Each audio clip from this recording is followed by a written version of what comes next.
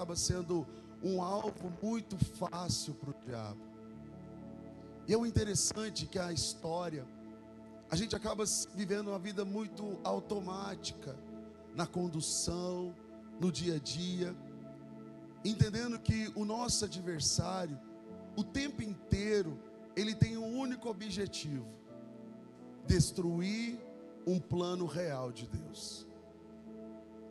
É fascinante que, quando se fala da construção, a primeira família idealizada por Deus foi o Pai, o Filho e o Espírito Santo. E depois vem a marca de Adão e Eva. Deus construiu um plano muito real, algo muito nobre para ser vivido para os humanos. Só que quando o mal entrou, quando o diabo entrou, ele destruiu, ele vem tentando destruir, vem destruindo aquilo que Deus construiu. E sabe o que mais choca? É a nossa maneira de reação diante dos fatos. Porque aquilo que você desconhece, você não combate. Fala comigo assim: aquilo que eu desconheço, eu não consigo combater. É muito mais fácil nós fazermos a imagem do não existente por aquilo que é existente. Nós acabamos de vir do revisão de vidas e é latente isso. Inclusive os obreiros estavam comigo, Giago, obrigado pela companhia, obrigado por caminhar junto. Nós vivemos um tempo, uma pessoa falou assim: eu estou muito em paz. Essa palavra para mim, em paz, me mostra um grande conflito. Porque eu já falei que toda pessoa que está em paz, ela não fala, ela vive em paz. Toda pessoa que está em paz, ela não precisa falar. E a pessoa que falou para mim que estava em paz, caiu endemoniado. Eu falei: ué, que paz que é essa? Eu tentei imaginar na minha cabeça. E mais uma vez o Espírito Santo falava isso comigo: quem está não precisa dizer, ela vive, ela transborda, ela caminha. Porque toda pessoa que é, não precisa falar que é, porque a gente enxerga que ela é, porque essa é a marca da essência dela.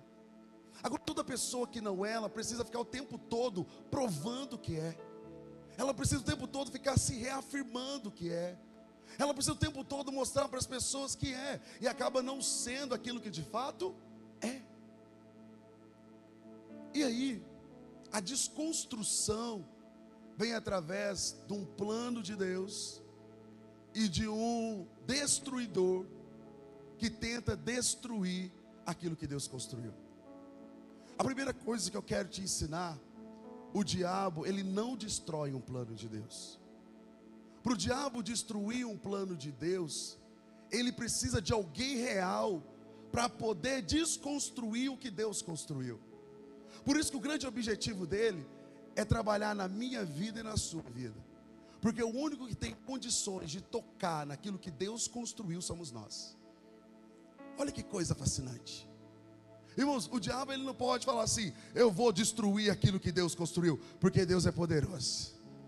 Você canta o tempo todo: a honra, a glória, a força e o poder ao Rei. A força está em Deus, o poder está em Deus, a honra está em Deus. Então, se ele não pode destruir o que Deus construiu, ele precisa utilizar daquilo que Deus criou para destruir aquilo que Deus fez que é real. E aí, quando começa esse acesso, eu venho falando muito do coração, porque a primeira coisa que o diabo começa a destruir é o coração do homem. E é impressionante como o nosso coração é marcado.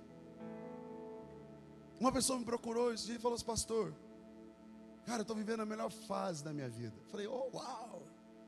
Você veio conversar com o pastor na melhor fase? Então tá bom, porque é difícil alguém chegar e falar assim: pastor, quero fazer gabinete. Falar assim: estou na melhor fase.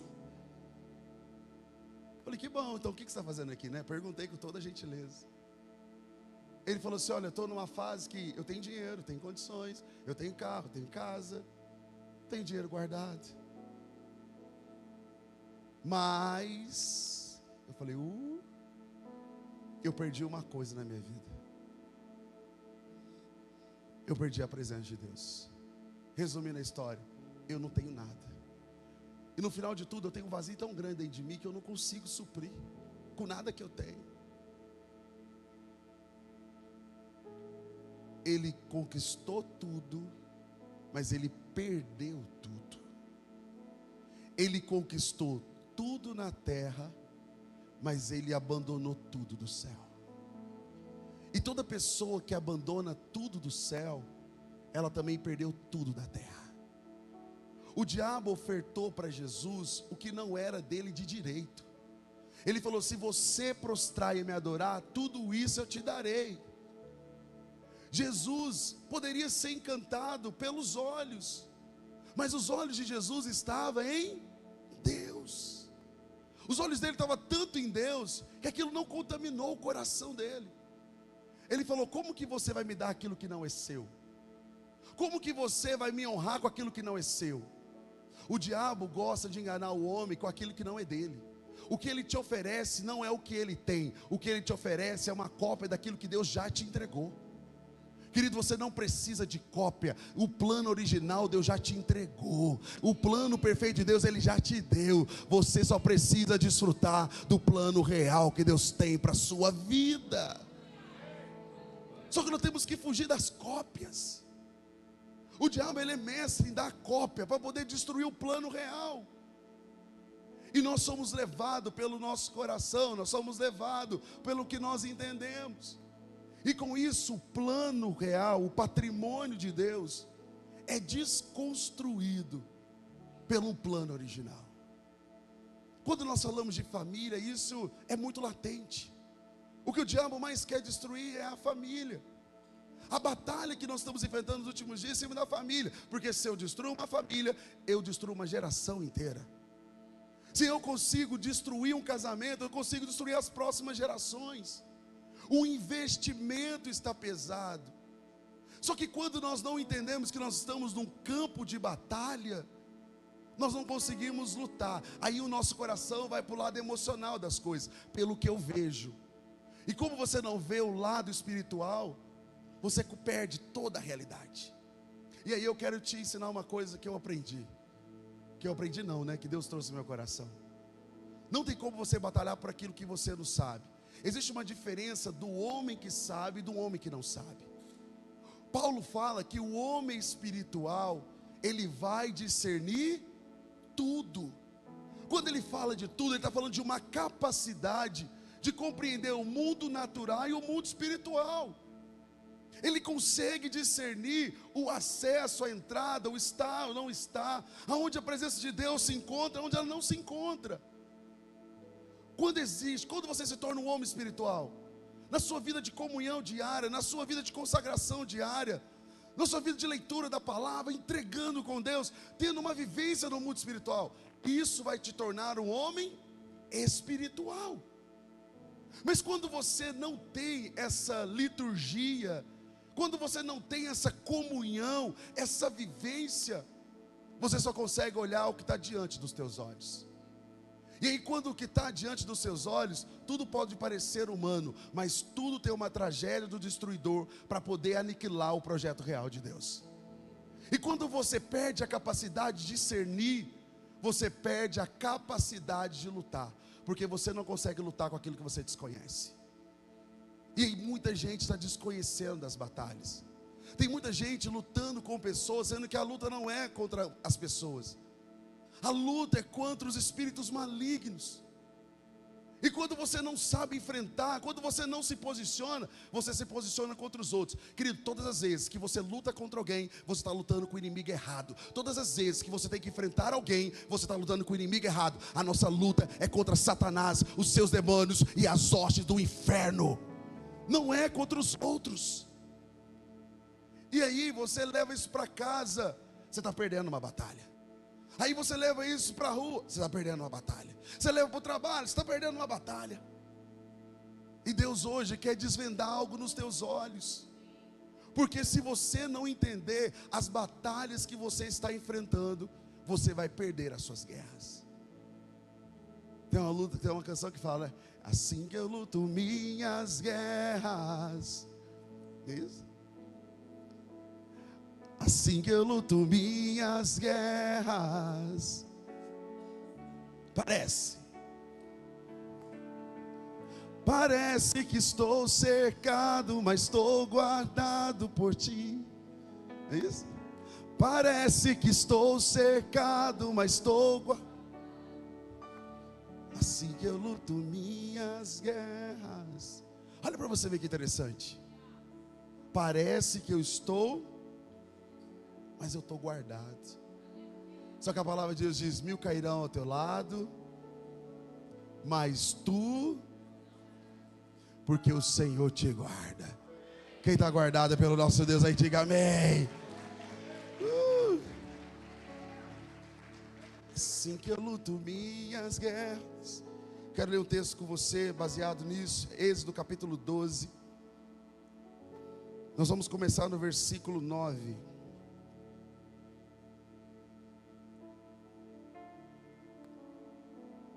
Aqui ele está falando da Páscoa. E é interessante nesse texto que eles começam a viver debaixo do jugo, o povo de Deus. E eles começam a viver debaixo do jugo das pragas do Egito. Só que existe um princípio que Deus entrega para eles no tempo da Páscoa. E olha a direção de Deus: não comam carne crua nem cozida em água, mas assada no fogo, cabeça, perna, visceras. Não deixe sobrar nada até que pela manhã, caso isso aconteça, queime o que restar. Vocês o comerão da seguinte forma: cinto no lugar, sandália nos pés e cajado nas mãos. Coma apressadamente, esta é a Páscoa do Senhor. E naquela mesma noite passarei pelo Egito e matarei todos os primogênitos, tanto os homens como os animais. Executaremos juízo sobre todos os deuses do Egito. Eu sou o Senhor. O sangue será um sinal para indicar as casas que vocês estiverem. Quando eu vir o sangue, passarei adiante. A praga de destruição não atingirá quem eu ferir o Egito. Hoje eu quero falar com vocês sobre o poder do sangue de Jesus. Toda essa introdução foi para te mostrar que se você não tiver as armas corretas, você não consegue enfrentar o inimigo da maneira certa. Nós precisamos entender o poder e o fundamento do sangue. A marca do sangue de Jesus. No Antigo Testamento, antes o animal precisava ser dissipado, morto. O sangue daquele animal iria justificar o pecado daquela pessoa, depois do pecado de Adão e Eva. E é interessante que quando veio as pragas, o demônio da destruição, da morte, passava e aniquilava todos os primogênitos da casa. Só que Deus deu uma palavra para eles, falou: olha, só vai haver destruição se na porta da sua casa não tiver a marca do sangue. Quem me conhece há muito tempo, toda a vida eu faço a oração: Deus, nos cubra com teu sangue. Senhor, nos proteja com teu sangue. Porque o sangue, ele traz a proteção, o sangue guarda, o sangue protege, o sangue livra. Uma coisa você pode guardar no seu coração: ele não vai hesitar de você receber o ataque, mas ele vai proteger você de todos os ataques malignos que vier sobre a tua vida. Você não vai deixar de sofrer o ataque, mas de uma coisa é certa: o sangue dele vai te guardar e vai te proteger em nome de Jesus.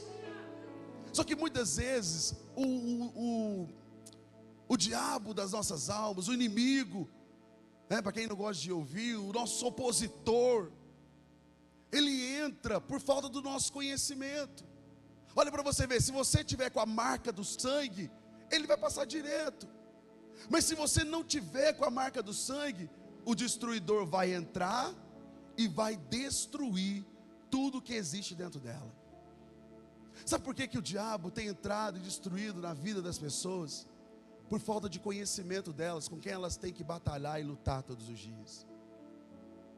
Sabe por que o diabo ele tem ganhado força nas nossas vidas? Porque nós temos desconhecimento do poder do sangue de Jesus. Antigamente era um animal para justificar. No Novo Testamento, na Nova Aliança, Jesus foi para a cruz. Felipe hoje deu uma ministração fascinante, né? Há 15 anos eu ministro uma mesma palavra no Revisão de Vidas, e hoje o Espírito Santo tocou no meu coração para eu transferir essa palavra para ele. E ele começou a ministrar, ele ministrava, e eu ficava olhando, e ele falava justamente sobre isso. As marcas de Jesus, o sofrimento de Jesus, o sangue derramado de Jesus naquela cruz. Mas não foi um derramamento em vão. A marca do sangue foi para nos proteger, foi para nos santificar, foi para nos fortalecer e nos trazer um poder sobrenatural. Porque essa é a arma que vai guardar você, essa é a arma que vai proteger você. Só que se você não selar, não souber utilizar, o diabo vai entrar e vai arruinar tudo. Querido, deixa eu ensinar uma coisa para você. Se você não tem conhecimento do mundo espiritual, você nunca vai controlar. Para de achar que o mundo é só o que você está vendo, e não é. Até os conflitos diários colocados têm uma ação maligna. É igual um caso inusitado, né? Vamos pegar aqui um exemplo para você entender um pouco dessa batalha. Vamos pegar aqui Davi e Saul. Veio na minha mente rápido. Quando Saul era rei, Davi era uma pessoa maravilhosa para Saul. Quando Davi derrotou Golias, o coração de Saul se voltou, e um espírito maligno entrou imediatamente no coração dele. Porque existia um canto, né? Existia uma comparação, né, Diabo? Essa palavra, comparação. Saul matou milhares, Davi matou 10 milhares. Irmãos, aquilo nasceu uma fúria tão grande no coração de Saul, que o espírito destruidor entrou no coração dele. E é fascinante que aquilo desconfigurou a vida de Saul. Aquele rei que era bondoso, cheio de graça, começou a destruir o plano celestial de Deus, inclusive a vida de Davi. Só que a diferença que existia entre Davi e Saul, que Davi era tomado por um espírito que achava que poderia destruir, mas Davi estava sendo guardado por um Deus que não permitia que nenhum destruidor tocaria na mão dele. Deixa eu dar uma palavra para você: ninguém toca naquele que está marcado pelo sangue. Ninguém. Quem está marcado pelo sangue, diga amém. Vou dar uma salva de palmas ao nosso Deus. Ninguém toca naquele que está marcado pelo sangue. Ninguém. Quem está entendendo comigo, diga aleluia. Por isso que você precisa saber a sua real identidade. É igual falar assim: mas o diabo entrou na minha casa. O destruidor só entra onde ele tem acesso. E o primeiro acesso é o seu coração. O primeiro acesso é o seu coração. Se o seu coração não estiver alinhado, o seu coração vai ser o acesso para ele destruir. O primeiro lugar que ele busca é o coração do homem. Satanás entrou no coração de Judas, e Judas foi quem traiu Jesus. Porque o coração do traidor primeiro é entregado ao destruidor. Deus, toda pessoa que trai, ela não trai porque ela deixou de amar, porque ela entregou o coração para a pessoa errada. E toda pessoa que entrega o coração, ele tem que viver a consequência daquilo que ele entregou. Igual quando você olha para a vida de Sansão e Dalila, por exemplo. Para que Sansão foi entregar o coração para Dalila? Quando ele entregou o coração para Dalila, ele deixou de ouvir a voz de Deus. O diabo massageia o teu orgulho, e Deus quebra todo o orgulho do seu coração. Por isso que ele fala assim: você é maravilhoso. Aí Jesus fala assim: não, você não precisa ser maravilhoso para o mundo, você precisa ser reconhecido pelo céu. Quem quer ser reconhecido na terra, deixa de ser reconhecido no céu.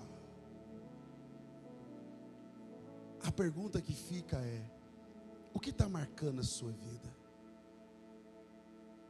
E aí, quando veio a palavra profética, quando veio a direção do céu, eles fizeram um holocausto e marcaram a casa pelo sangue. Sabe o que significa o sangue? A cruz. Deixa eu lembrar você de uma coisa: o diabo, quando ele olha para você, ele não enxerga o teu pecado. Você e eu não temos cheiro de pecado. Você e eu temos cheiro de sangue.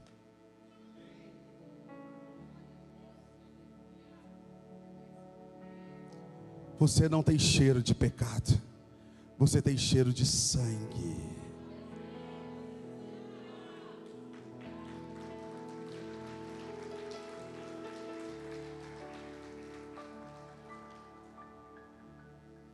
Por isso que quando ele olha para você, ele fica assim: você é pecador. Ele tenta te lembrar.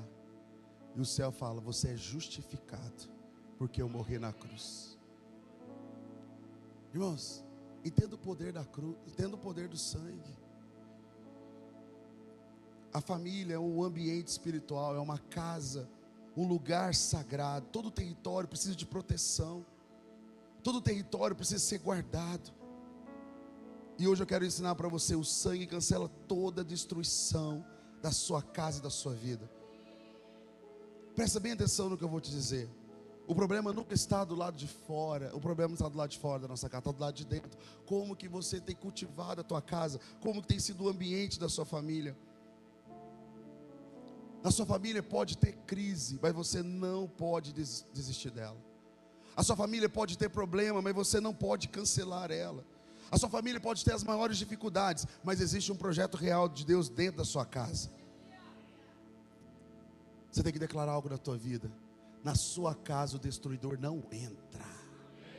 Na sua casa o destruidor não entra. No seu trabalho o destruidor não entra. Na sua vida financeira o destruidor não entra. E se ele entrou, hoje ele vai sair. Se por um caminho ele veio, por 7 ele vai voltar. Porque haverá o tempo da restituição de Deus nas nossas vidas. Aleluia! Oh, o que nos lava dos pecados, o que nos traz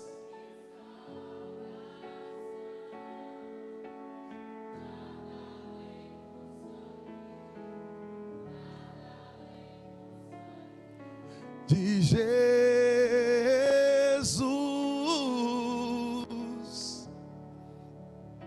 o que nos faz brancos como a neve, aceitos como amigos de Deus, nada além do sangue.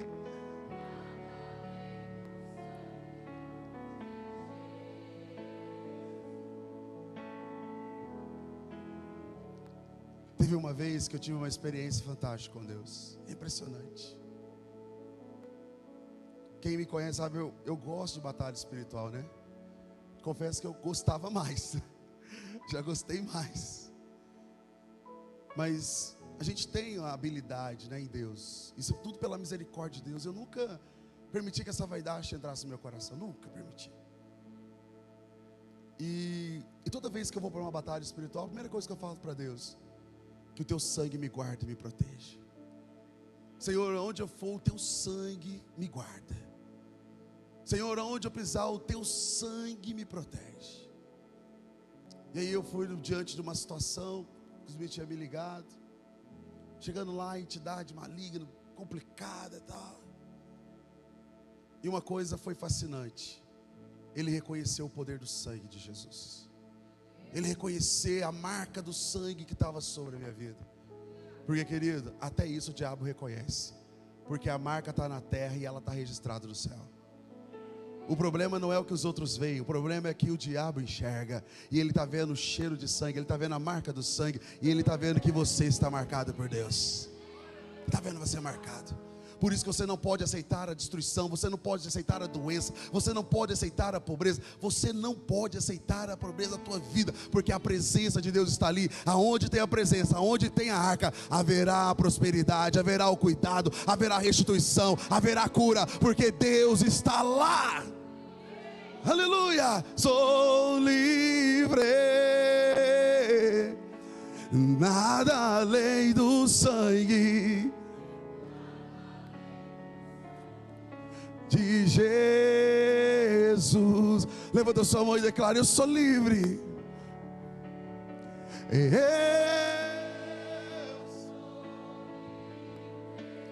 declara com fé: eu sou livre, nada além do sangue.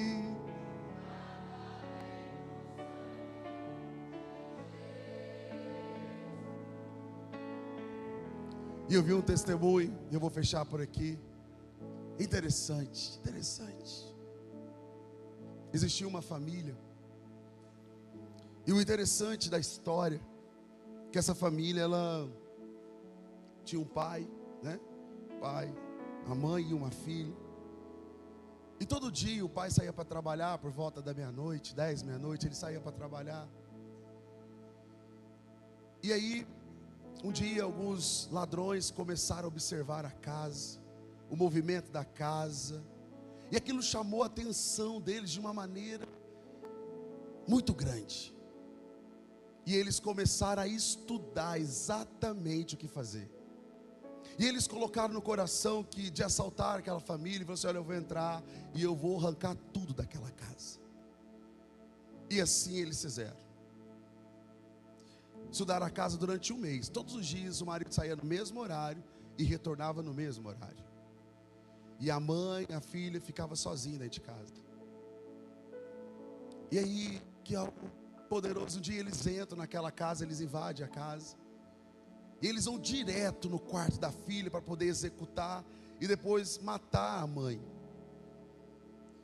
Quando eles entraram assim na porta do quarto, eles viram aquela poça de sangue, aquela coisa, e eles ficaram desesperados, e ligaram para a polícia assim, assaltaram a casa e mataram, e começaram a fazer um alvoroço. Foi um alvoroço da vizinhança. E a polícia chegou muito rápido, foi muito rápida a ação, e chegou lá para poder saber o que, né, para poder fazer o procedimento, para prender. E aí quando vem a mãe acorda, fala assim: mas o que está acontecendo aqui? Ela falou: você estava morta, eu vi você morta, eu vi o seu filho morto, eu vi, meus olhos viram, vocês estavam mortos, alguém entrou aqui para matar, eu seria um deles, mas não fui eu, alguém chegou primeiro do que eu. Aí ela pegou e falou assim: sabe o que é? É que meu marido, todas as vezes antes de sair de casa, ele declara o sangue de Jesus sobre a nossa casa. O que você enxergou não foi algum assassino de alguém, foi o sangue de Jesus guardando eu e a minha casa, guardando eu e a minha família, guardando eu, e a destruição não entrou. Naquela hora eles se renderam aos pés de Jesus e foi preso. Irmão, sabe o que é fascinante de Jesus? Que Ele morreu na cruz para te dar esse poder, para te dar esse acesso, para que o destruidor não entre na sua vida e faça o que ele quiser. Por isso que ele declarou: pelas suas pisaduras nós fomos sarados. Eu sou livre. Coloque-se de pé. Eu sou livre, nada além do sangue.